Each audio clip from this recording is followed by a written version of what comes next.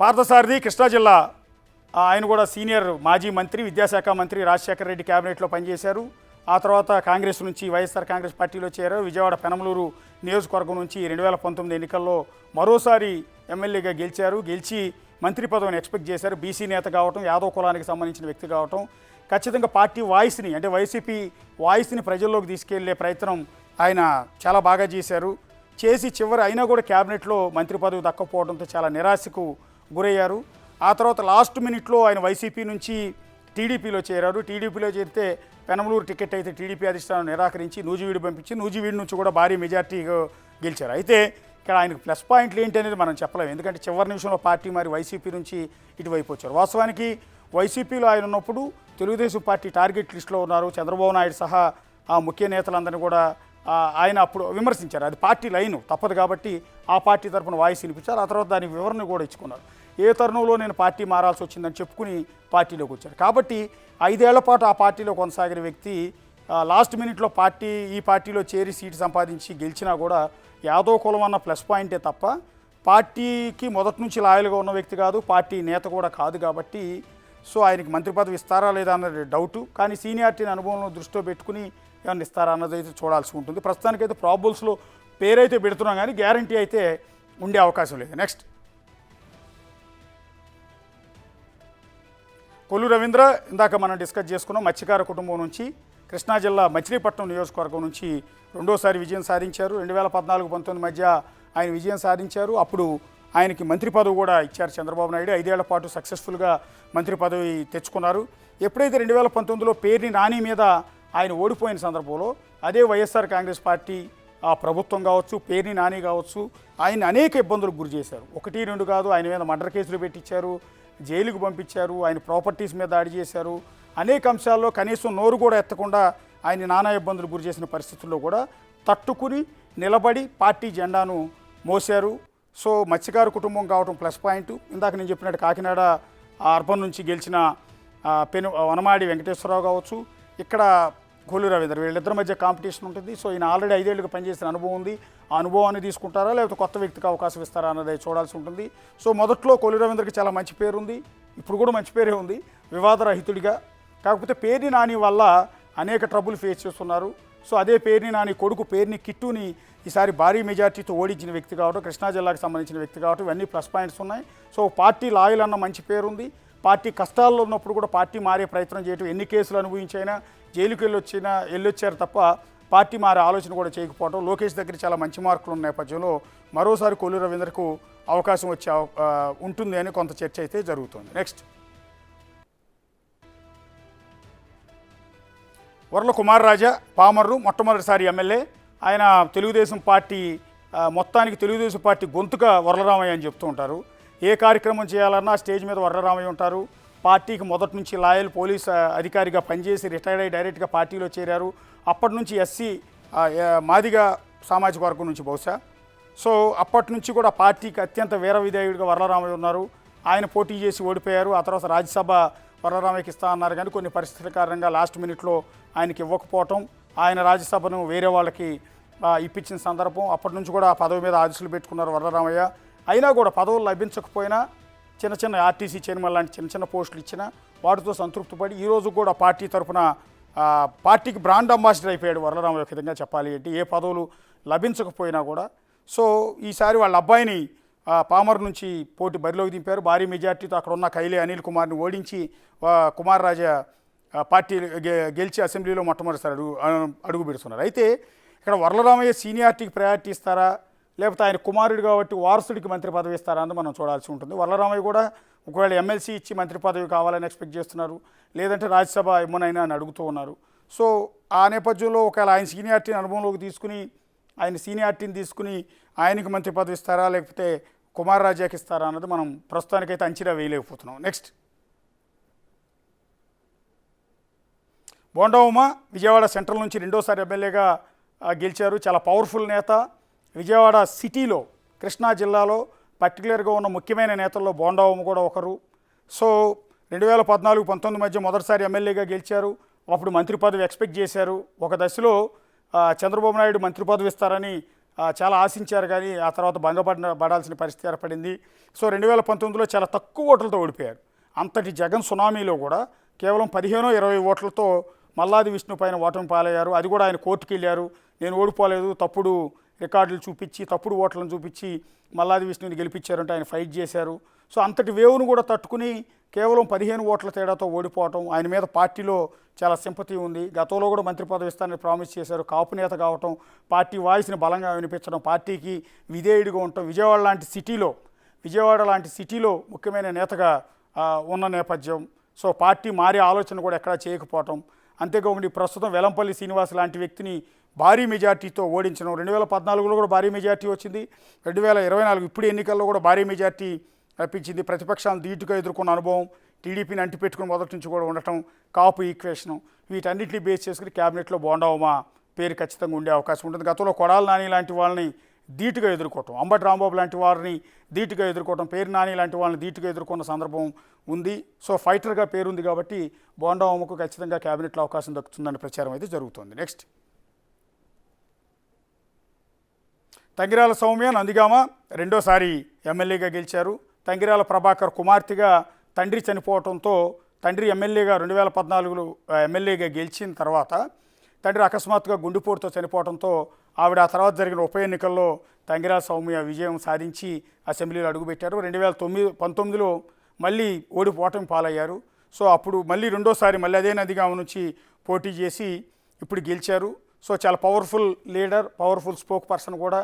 So Nandigama నియోజకవర్గంలో పార్టీని, కృష్ణా జిల్లాలో పార్టీని కాపాడటంలో కీలకమైన రోల్. ఎస్సీ సామాజిక వర్గానికి చెందిన తంగిరాల సౌమ్య పట్ల పార్టీ అధిష్టానంలో చాలా మంచి మార్కులు ఉన్నాయని చెప్పాల్సి ఉంటుంది. చంద్రబాబు నాయుడు కావచ్చు, నారా లోకేష్ కావచ్చు, అచ్చెన్నాయుడు కావచ్చు, అందరూ కూడా ఆవిడని ప్రిఫర్ చేస్తారు. బహుశా ఆవిడకి ఆల్రెడీ మంత్రి పదవి ఇస్తానని ప్రిఫర్ చేసినట్టుగా కూడా కొంత చర్చ జరుగుతుంది, ఆఫర్ ఇచ్చినట్టుగా కూడా. సో కృష్ణా జిల్లా మహిళా నేత కావటం, సో వీటన్నిటి నేపథ్యంలో తంగిరాల సౌమ్యకు మంత్రి పదవి దక్కే అవకాశం అయితే మనకు కనిపిస్తోంది. నెక్స్ట్, మండలి బుద్రప్రసాద్ అవినిగడ్డ. బేసిక్గా మొదట్లో కాంగ్రెస్ పార్టీ, ఆయన మండలి ఫ్యామిలీకి అవినిగడ్డకి మధ్య ఉన్న ట్రాక్ రికార్డు, కృష్ణా జిల్లాలో వాళ్ళ ఫ్యామిలీకి ఉన్న ట్రాక్ రికార్డే వేరు. సో గతంలో డిప్యూటీ స్పీకర్గా పనిచేసిన అనుభవం ఉంది. సో సీనియర్ శాసనసభ్యుడు కావటం, డిప్యూటీ స్పీకర్గా పనిచేయటం, ఆయన తండ్రి గారి రాజకీయ నేపథ్యం, వీళ్ళ కుటుంబానికి ఉన్న వివాదరహితమైన నేపథ్యం. సో ఇవన్నిటి నేపథ్యంలో లాస్ట్ మినిట్లో ఆయన వాస్తవానికి టీడీపీలోనే ఉన్నారు. టీడీపీ టికెట్ దక్కని పరిస్థితుల్లో అక్కడ మ్యూచువల్ అండర్స్టాండింగ్లో భాగంగా ఆయన జనసేన పార్టీ నుంచి పోటీ చేశారు. ఆ పోటీ చేసిన సందర్భంలో భారీ మెజార్టీతో అక్కడ ఉన్న సిట్టింగ్ ఎమ్మెల్యేని ఓడించి గెలిచారు. సో గతంలో డిప్యూటీ స్పీకర్గా పనిచేసిన అనుభవం, ఒకవేళ ఆయన సీనియారిటీని అనుభవాన్ని దృష్టిలో పెట్టుకుని మంత్రి పదవికి సిఫార్సు చేస్తే మండలి బుద్ధప్రసాద్ కూడా క్యాబినెట్లో అడుగుపెట్టే అవకాశం కనిపిస్తుంది. ప్రస్తుతానికైతే గ్యారంటీగా చెప్పలేము, ఎందుకంటే జనసేన నుంచి ఇన్ని మంత్రి పదవులు ఇస్తారనేది కూడా మనకు గ్యారంటీ లేదు. ఉండే 26 మంది మంత్రి పదవుల్లో జనసేనకు 5 ఇస్తారా, 6 ఇస్తారా, 6 ఇస్తే ఎంతమంది డిప్యూటీ సీఎంలు ఇస్తారు, ఎంతమందికి ఇస్తారని చెప్పలేదు. ఇవన్నీ కూడా ప్రాబబుల్స్ మాత్రమే. సో పవన్ కళ్యాణ్ ఎవరిని సిఫార్సు చేస్తారని చూడాల్సి ఉంటుంది. నెక్స్ట్, కామినేని శ్రీనివాస్. ఇందాకే మనం మాట్లాడుకున్నాం, గతంలో ఆరోగ్య శాఖ మంత్రిగా బాధ్యతలు చేపట్టారు, విధులు నిర్వహించారు. దాదాపు 4.5 ఏళ్ల పాటు మంత్రిగా పనిచేసిన తర్వాత చివరిలో ఎన్డీఏ కూటమి నుంచి తెలుగుదేశం పార్టీ బయటకు వచ్చేయడంతో అనివార్యంగా మాణిక్యాలరావు అండ్ కామినేని శ్రీనివాసరావు ఇద్దరు కూడా తమ రాష్ట్రంలో క్యాబినెట్లో మంత్రి పదవులకు రాజీనామా చేసి బయటకు వచ్చేయాల్సి వచ్చింది. ఆల్రెడీ టీడీపీ నేతలతో చంద్రబాబు నాయుడుతో అత్యంత సన్నిహిత సంబంధాలు ఉన్నాయి. ఆరోగ్య శాఖ మంత్రిగా పనిచేసిన అనుభవం ఉంది. వివాదరహితుడు కావటం, కమ్మ సామాజిక వర్గానికి చెందిన వ్యక్తి కావడంతో సో ఆయనకి మంత్రి పదవి దక్కే అవకాశం కొంత కనిపిస్తుంది. మనకి చూడాల్సింది, ఎందుకంటే అదే బీజేపీలో 2-3 కమ్మ నేతలు ఉన్నారు. సో వాళ్ళల్లో కామినేని శ్రీనివాస్ ఆయన సీనియారిటీని దృష్టిలో పెట్టుకుని బీజేపీ సిఫార్సు చేస్తుందా లేదా అన్నది మనం చూడాల్సి ఉంటుంది. నెక్స్ట్, సుజనా చౌదరి. ఇందాకే మాట్లాడుకున్నాం మనం, కమ్మ సామాజిక వర్గం. కామినేని శ్రీనివాస్ కైకలూరు నుంచి గెలిస్తే విజయవాడ వెస్ట్ నుంచి మొదటిసారి ఎమ్మెల్యేగా సుజనా చౌదరి అసెంబ్లీలో అడుగుపెట్టబోతున్నారు. గతంలో రాజ్యసభ ఎంపీగా, కేంద్ర మంత్రిగా, ఎందుకంటే టీడీపీ బీజేపీ కూటమి అప్పుడు ఎన్డీఏలో టీడీపీ ఉన్న సందర్భంలో 2014 నుంచి 2019 మధ్యలో ఆయన కేంద్ర సహాయ మంత్రిగా పనిచేసిన అనుభవం ఉంది. అప్పుడు రాజ్యసభకు ఎన్నికైన ఆయన కేంద్ర మంత్రిగా పనిచేస్తున్నారు. ఈసారి ఎమ్మెల్యేగా బీజేపీ నుంచి పోటీ చేసి భారీ మెజార్టీతో విజయవాడ వెస్ట్ నుంచి గెలిచారు. టీడీపీతో చంద్రబాబు నాయుడుతో అత్యంత సన్నిహిత సంబంధాలు. 2019లో ఆ పార్టీ 19 ఎన్నికల్లో ఓడిపోయిన తర్వాత కొన్ని ఈక్వేషన్స్లో భాగంగా ఆయన టీడీపీని వదిలిపెట్టి బీజేపీలోకి వెళ్ళారు. అయినా కూడా టీడీపీతో సన్నిహిత సంబంధాలు ఉన్నాయి. చంద్రబాబు నాయుడుతో అత్యంత సన్నిహిత సంబంధాలు, కేంద్ర మంత్రిగా పనిచేసిన అనుభవం, బీజేపీ కేంద్ర నాయకత్వంతో చాలా దగ్గర సంబంధాలు ఉన్నాయి, అందరితో కూడా సత్సంబంధాలు మెయింటైన్ చేస్తుంటారు, కేంద్ర మంత్రిగా పనిచేసిన అనుభవం. వీటన్నిటి నేపథ్యంలో కమ్మ సామాజిక వర్గానికి సంబంధించిన వ్యక్తి, అది కూడా విజయవాడ సిటీ నుంచి గెలిచిన వ్యక్తి కాబట్టి బీజేపీ అధిష్టానానికి కొంత ఇబ్బందికరమైన అంశం. రూరల్ నుంచి, అదే కృష్ణా జిల్లా నుంచి రూరల్ నుంచి గెలిచిన కామినేని శ్రీనివాస్ని ప్రిఫర్ చేయాలా, అదే జిల్లాలో విజయవాడ సిటీ నుంచి గెలిచిన సుజనా చౌదరిని మంత్రిగా సిఫార్సు చేయాలా? ఈ ఒకే సమాజ వర్గానికి సంబంధించిన ఇద్దరు నేతల్లో ఈయన కేంద్ర మంత్రిగా పనిచేశారు, ఆయన రాష్ట్ర మంత్రిగా పనిచేసిన అనుభవం ఉంది. సో వీళ్ళిద్దరిని ఎవరిని క్యాబినెట్కి సిఫార్సు చేయాలన్న దాని మీద బీజేపీ కొంత ఇబ్బందికరమైన అంశం ఉంటుంది. అల్టిమేట్గా ఈయన గెలుస్తారా ఆయన గెలుస్తారా అన్నది ఈ రేసులో మనం చూడాల్సి ఉంటుంది. నెక్స్ట్, ధూళిపాళ్ల నరేంద్ర గుంటూరు జిల్లా నుంచి పొన్నూరు 6 సార్లు ఎమ్మెల్యే. 2019 ఎన్నికల్లో మాత్రం కొన్ని కారణాల వల్ల ఆయన ఓటమి పాలవ్వాల్సి వస్తుంది. ఆ సందర్భంలో ఆయన ఓడిపోతాడని కూడా ఎవరు అనుకోలేదు. కమ్మ సామాజిక వర్గానికి చెందిన చాలా స్ట్రాంగ్ నేత ఆయన తండ్రి మొదటి నుంచి కూడా పార్టీని అంటిపెట్టుకుని ఉండటం, పార్టీకి విధేయుడిగా ఉండటం, పార్టీ వాయిస్ బలంగా వినిపించడం, పార్టీ తరఫున చేసే పోరాటాలు, నిరసన కార్యక్రమాల్లో పాల్గొనటం, ఆయన ఆస్తులపైన వైసీపీ ప్రభుత్వం ఉన్నప్పుడు అనేక దాడులు జరిగాయి. ఆయన స్థానిక ఎమ్మెల్యే మీద ఫైట్ చేసినప్పుడు, వైసీపీ ప్రభుత్వం మీద ఆరోపణలు చేసినప్పుడు ఆయన మీద అనేక కేసులు పెట్టి జైలుకు పంపించారు.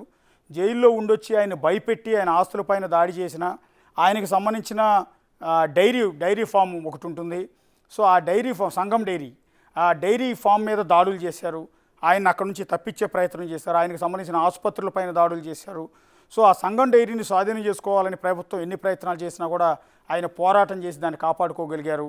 సో ఆ సమాఖ్య రైతులు, పాలర సమాఖ్య రైతులు ఎవరైతే ఉంటారో వాళ్ళందరినీ కోఆర్డినేట్ చేసుకుంటూ ధూళిపాళ్ల నరేంద్ర ఆ డైరీని కాపాడుకున్నారు. ఆ నియోజకవర్గంలో ఓటమి పాలైనా కూడా కేడర్ని కాపాడుకున్నారు. పార్టీ జెండాను బలంగా మోశారు, పార్టీ వాయిస్ను బలంగా వినిపించారు.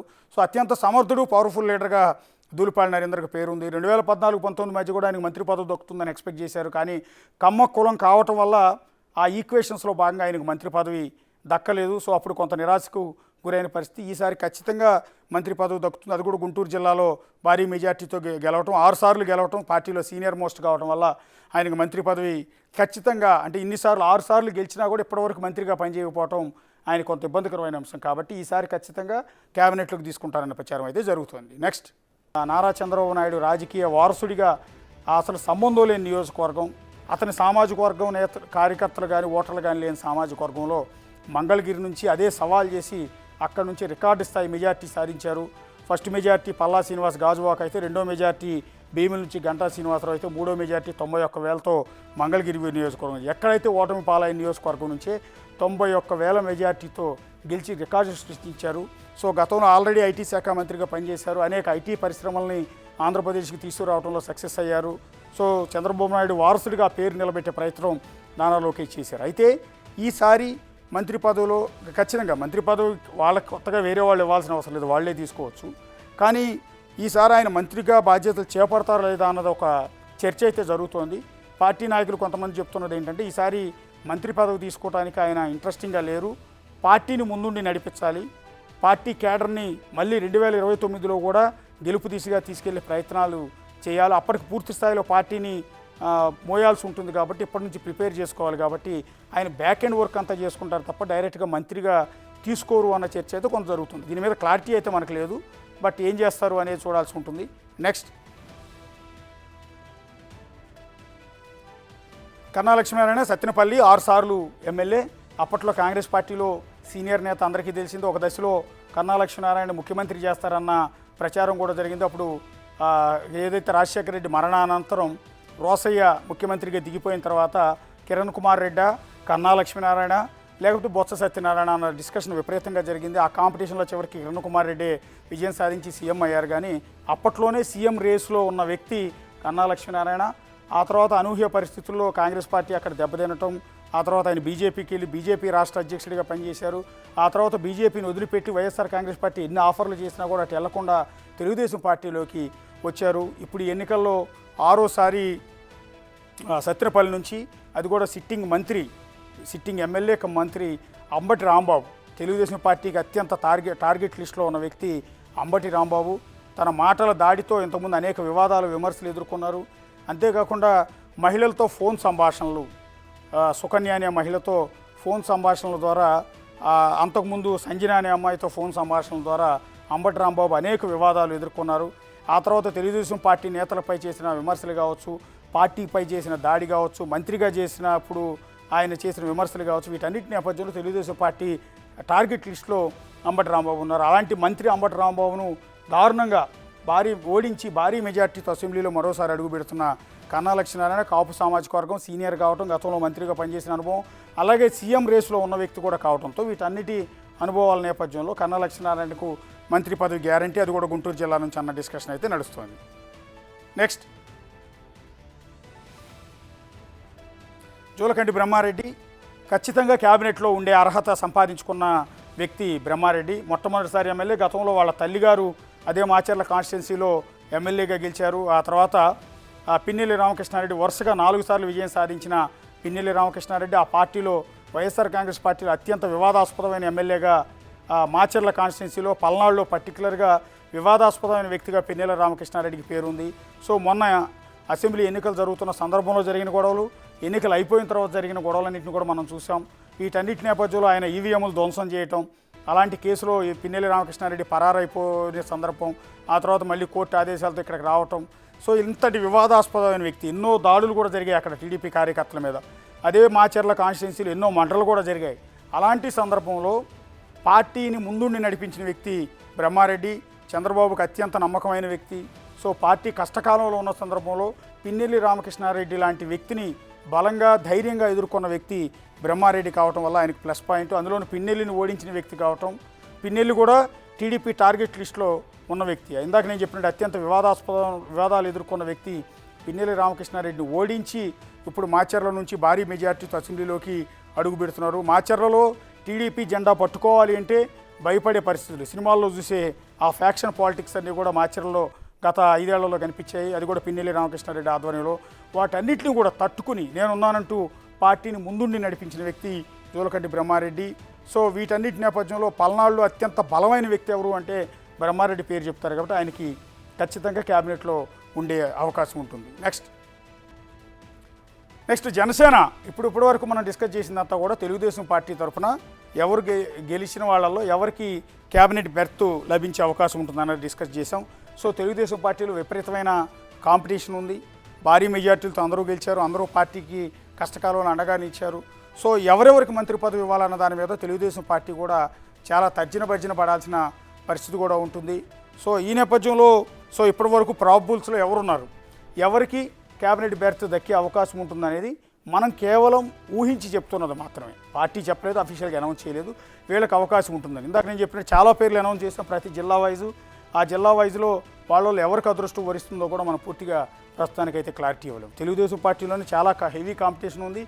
ఇక దానికి తోడు కూటమిలో భాగంగా జనసేన పార్టీ ఆ పార్టీతో కలిసి పనిచేసింది కాబట్టి ఆ పార్టీలో ఎవరెవరికి మంత్రి పదవులు దక్కబోతున్నారు, ఎవరు డిప్యూటీ సీఎం తీసుకోబోతున్నారు, ఎవరు మంత్రులుగా వెళ్ళబోతున్నారు, అసలు పవన్ కళ్యాణ్ పిఠాపురం నుంచి గెలిచిన పవన్ కళ్యాణ్ మంత్రి పదవి తీసుకోవడానికి ఒప్పుకుంటాడా, డిప్యూటీ సీఎం అవ్వటానికి ఒప్పుకుంటాడా లేదా అన్నది మనం చూడాల్సి ఉంటుంది. సో పవన్ కళ్యాణ్ కనుక డిప్యూటీ సీఎం కావాలి అంటే ఖచ్చితంగా ఇవ్వటానికి అసలు ఎక్కడా వెనుకాడే అవకాశమే ఉండదు. ఎందుకంటే 21 స్థానాల్లో పోటీ చేసి 21 స్థానాల్లో 100% గెలిచిన ఏకైక వ్యక్తి, దేశంలోని రికార్డు సృష్టించిన జనసేన పార్టీ అధినేత పవన్ కళ్యాణ్ కాబట్టి ఆయన పేరు మొదట ఉంటుంది క్యాబినెట్ రేసులో.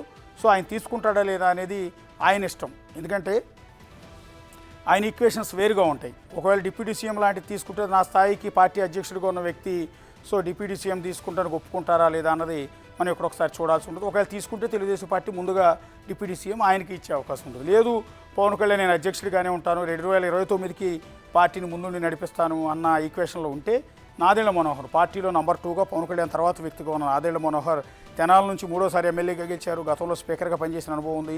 జనసేనలో నెంబర్ 2 అంటే పవన్ కళ్యాణ్ తర్వాత ఎవరు అంటే నాదెళ్ల మనోహర్ అని చెప్తుంటారు. కాబట్టి ఒకవేళ పవన్ కళ్యాణ్ నాకు అవసరం లేదు నేను డిప్యూటీ సీఎంగా చేయను అంటే నాదెళ్ల మనోహర్ని డిప్యూటీ సీఎంగా చేసే అవకాశం ఉంటుంది, లేదా మంత్రి పదవి అయితే గ్యారంటీగా ఇచ్చే అవకాశం. ఇందులో ఆలోచించాల్సిన అవసరం కానీ డిస్కస్ చేయాల్సిన అవసరం కూడా లేదు.